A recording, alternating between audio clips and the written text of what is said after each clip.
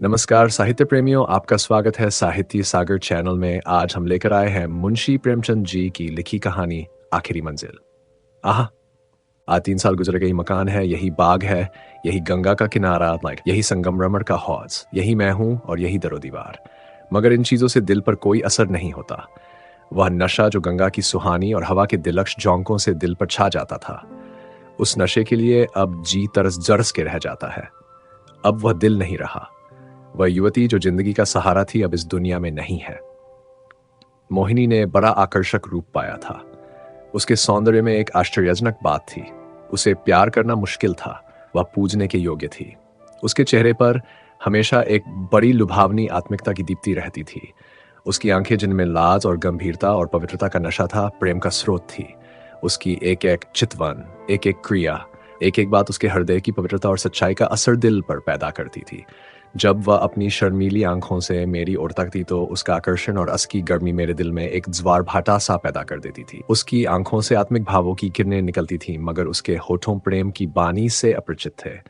उसने कभी इशारे से भी उस अथाह प्रेम को व्यक्तन ही किया जिसकी लहरों में वह खुद नहीं। उसके प्रेम की कोई सीमा थी। वह प्रेम जिसका लक्ष्य मिलन है, प्रेम नहीं वासना है। मोहिनी का प्रेम वह प्रेम था जो मिलने में भी वियोग के मजे लेता है। मुझे खूब याद है एक बार जब उसी हौज के किनारे चौंदनी रात में मेरी प्रेम भरी बातों से विभोर होकर उसने कहा था, आह! वह आवाज अभी मेरे हृदय पर अंकित है। मिलन प्रेम का आदि है, अंत नहीं। प्रेम की समस्या पर इससे ज्यादा शानदार, इससे ज्यादा ऊंचा ख्याल कभी मेरी नजर में नहीं गुजरा। वह प्रेम जो चितावनों से पैदा होता है और वियोग में भी हरा भरा रहता है, वह वासना के एक झोंके को भी बर्दाश्त नहीं कर सकता। संभव है कि ये मेरी आत्मस्तुति हो, मगर वह प्रेम जो मेरी कमजोरियों के बावजूद मोहिनी को मुझसे था, उसका एक कतरा भी मुझे बेसुध करने के लिए काफी था। मेरा हृदय इतना विशाल ही न था। मुझे आश्चर्य होता था कि मुझ में वह कौन सा गुण था जिसने मोहिनी को मेरे प्रति प्रेम से विह्वल कर दिया था। सौंदर्य, आचरण की पवित्रता, मर्दानगी का जौहर, यही वह गुण है जिन पर मोहब्बत निछावर होती है। मगर मैं इनमें से एक पर भी गर्व नहीं कर सकता था। शायद मेरी कमजोरियां ही उस प्रेम की तड़प का कारण थीं। मोहिनी में वह अदाएं न थीं जिन पर रंगीली तबीयतें फिदा हो जाया करती हैं। तिरछी चितवन, रूप गर्व की मस्ती भरी हुई आंखें, दिल को मोह लेने वाली मुस्कुराहट, चंचल वाणी, उनमें से कोई चीज यहां न थी। मगर जिस तरह चौंद की मध्यम सुहानी रोशनी में कभी कभी फुहारें पड़ने लगती हैं, उसी तरह निष्ठल प्रेम में उसके चेहरे पर एक मुस्कुराहट कौंध जाती और आंखें नम हो जाती। ये अदा न थी, सच्चे भावों की तस्वीर थी जो मेरे हृदय में पवित्र प्रेम की खलबली पैदा कर देती थी। शाम का वक्त था। दिन और रात गले मिल रहे थे। आसमान पर्वत वाली घटाएं छाई हुई थीं और मैं मोहिनी के साथ उसी हौज के किनारे बैठा हुआ था। ठंडी ठंडी प्यार और मस्त घटाएं हृदय के किसी कोने में सोते हुए प्रेम के भाव को जगा दिया करती है। वह मतवालापन जो उस वक्त हमारे पर छाया हुआ था, उस पर मैं हजारों होशमंदियों को कुर्बान कर सकता हूँ। ऐसा मालूम होता था कि उस मस्ती के आलम में हमें हमारे दिल बेताब होकर आंखों से टपक पड़ेंगे। आज मोहिनी की जबान भी संयम की बेड़ियों से मुक्त हो गई थी और उसकी प्रेम में डूबी हुई बातों से मेरी आत्मा को जीवन मिल रहा था। एकाएक मोहिनी ने चौंक कर गंगा की तरफ देखा। हमारे दिलों की तरह उस वक्त गंगा भी उमड़ी हुई थी।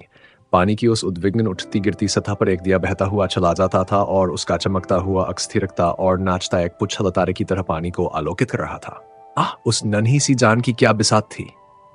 कागज के चंद पुर्जे, बांस की चंद तीलियां, मिट्टी का एक दिया कि जैसे किसी की अतृप्त लालसाओं की समाधि थी, जिस पर किसी दुख बौटाने वाले ने तरस खाकर एक दिया जला दिया था।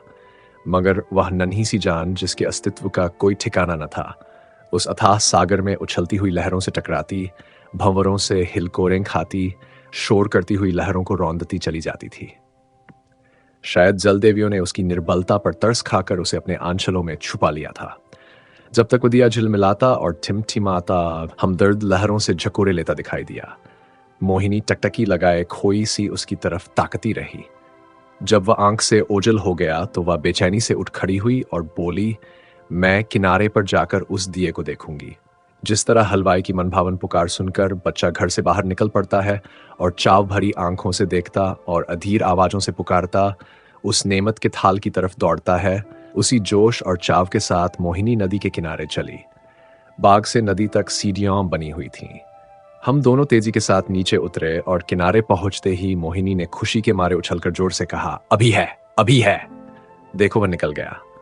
वह बच्चों का सा उत्साह और उद्विग्न अधीरता जो मोहिनी के चेहरे पर उस समय थी, मुझे कभी न भूलेगी। मेरे दिल में सवाल पैदा हुआ, उस दिए से ऐसा हार्दिक संबंध, ऐसी विह्वलता क्यों? मुझ जैसा कवित्व शून्य व्यक्ति उस पहेली को जरा भी न बूझ सका। मेरे हृदय में आशंकाएं पैदा हुई। अंधेरी रात है, खटाएं उमड़ी हुई, नदी बाढ़ पर, हवा तेज, यहां इस वक्त ठहरना ठीक नहीं। मगर मोहिनी, वह चाव भरे भोलम की तस्वीर, उसी दिए की तरफ आंखें लगाए चुपचाप खड़ी थी, और वह उदास दिया ज्यों हिलता मचलता चला जाता था, न जाने कहाँ किस देश। मगर थोड़ी देर के बाद वह दिया आंखों से ओझल हो गया। मोहिनी ने निराश स्वर में पूछा, गया बुझ गया होगा। और इसके पहले कि मैं जवाब दूं, वह उस डोंगी के पास चली गई जिस पर बैठकर हम कभी कभी नदी की सैरें किया करते थे, और प्यार से मेरे गले लिपटकर बोली, मैं उस दिए को देखने जाऊंगी कि वह कहाँ जा रहा है, किस देश को। यह कहते कहते मोहिनी ने नाव की रस्सी खोल ली। जिस तरह पेड़ों की डालियां तूफान के झोंकों से जंकोले खाती हैं, उसी तरह यह डोंगी डोंवारोल हो रही थी।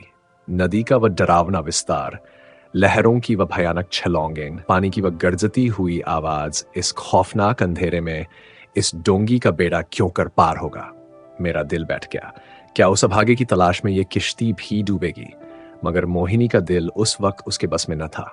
उसी दिए की तरह उसका हृदय भी भावनाओं की विराट लहरों भरी गर्जती हुई नदी में बहा जा रहा था। मतवाली घटाएं झुकती चली आती थी कि जैसे नदी के गले मिलेंगी, और वह काली नदी यूं उठती थी कि जैसे बदलों को छू लेंगी। डर के मारे आंखें मुंदी जाती थीं। हम तेजी के साथ उछलते, कगारों के गिरने की आवाजें सुनते, काले काले पेड़ों का जूमना देखते चले जाते थे। आबादी पीछे छूट गई। देवताओं को बस्ती से भी आगे निकल गए। एकाएक मोहिनी चौंक कर उठ खड़ी हुई और बोली, अभी है, अभी है, देखो वह जा रहा है। मैंने आंख उठाकर देखा। वह दिया ज्यों का त्यों हिलता मचलता चला जाता था। उस दिए को देखते हम बहुत दूर निकल गए। मोहिनी ने यह राग अलापना शुरू किया। मैं साजन से मिलन चली, कैसा तड़पा देने वाला गीत था, और कैसी दर्द भरी रसीली आवाज, प्रेम और आंसुओं में डूबी हुई। मोहक गीत में कल्पनाओं को तो जगाने की बड़ी शक्ति होती है। वह मनुष्य को भौतिक संसार से उठाकर कल्पनालोक में पहुंचा देता है।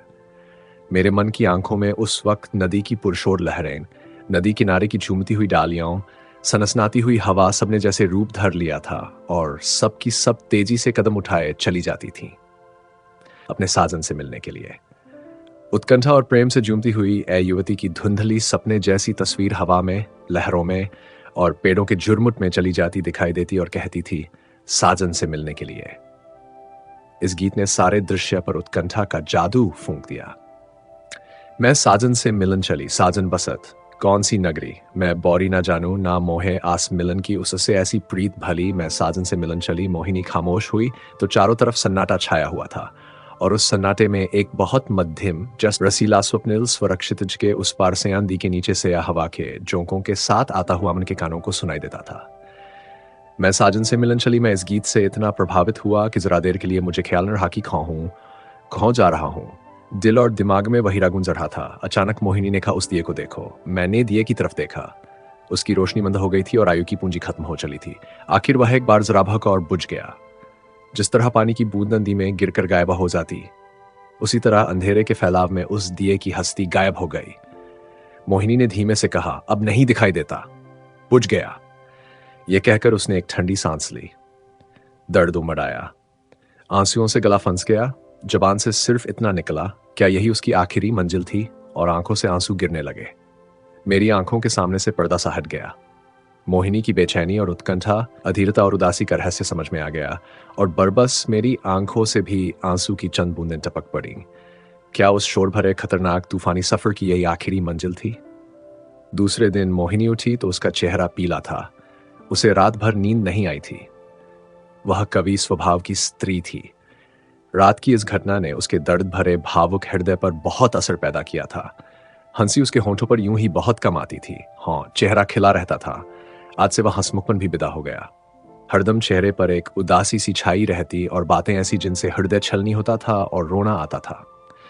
मैं उसके दिल को इन ख्यालों से दूर रखने के लिए कई बार हंसाने वाले किस्से लाया, मगर उसने उन्हें खोलकर भी न देखा। हाँ, जब मैं घर पर होता तो वह कभी रचनाएं देखा करती, मगर इसलिए नहीं कि उनके पढ़ने से कोई आनंद मिलता था, बल्कि इसलिए कि उसे रोने के लिए ख्याल मिल जाता था। और वह कविताएं जो उस जमाने में उसने लिखी, दिल को पिघला देने वाले दर्द भरे गीत हैं। कौन ऐसा व्यक्ति है जो उन्हें पढ़कर अपने आंसू रोक लेगा? वह कभी कभी अपनी कविताएं मुझे सुनाती, और जब मैं दर्द में डूबकर उनकी प्रशंसा करता तो मुझे उसकी आंखों में आत्मा के उल्लास का अंशा दिखाई पड़ता। हंसी दिल लगी और रंगीनी मुमकिन है कुछ हठ लोगों के दिलों पर असर पैदा करस के, मगर वह कौन सा दिल है जो दर्द के भावों से पिघल न जाएगा। एक रोज हम दोनों इसी बाकी सैर कर रहे थे। शाम का वक्त था और चैत का महीना। मोहिनी की तबीयत आज खुश थी। बहुत दिनों के बाद आज उसके होंठों पर मुस्कुराहट की झलक दिखाई दी थी। जब शाम हो गई और पूर्णमासी का चौंदगंगा की गोद से निकलकर ऊपर उठा तो हम इसी हौज के किनारे बैठ गए। ये मॉल सिरियों की कतारों और ये हौज मोहिनी की यादगार है। चौदनी में बिसात आई और चौपड़ होने लगी। अजबियत की ताजगी ने उसके रूप को चमका दिया था और उसकी मोहक चपलताएं मुझे मतवाला की ये देती थी। मैं की बाजियों खेला और हर बार हारा। हारने में जो मजा था वह जीतने में कौन। हल्की सी मस्ती में जो मजा हटकने और मतवाला होने में नहीं। चांदनी खूब छिटकी हुई थी। एकाएक मोहिनी ने गंगा की तरफ देखा और मुझसे बोली, वह उस पार कैसी रोशनी नजर आ रही है। मैंने भी निगाह दौड़ाई। चिता की आग जल रही थी, लेकिन मैंने टालकर कहा, सौंजी खाना पका रहे हैं। मोहिनी को विश्वास नहीं हुआ। उसके चेहरे पर एक उदास मुस्कुराहट दिखाई दी और आंखें नम हो गई।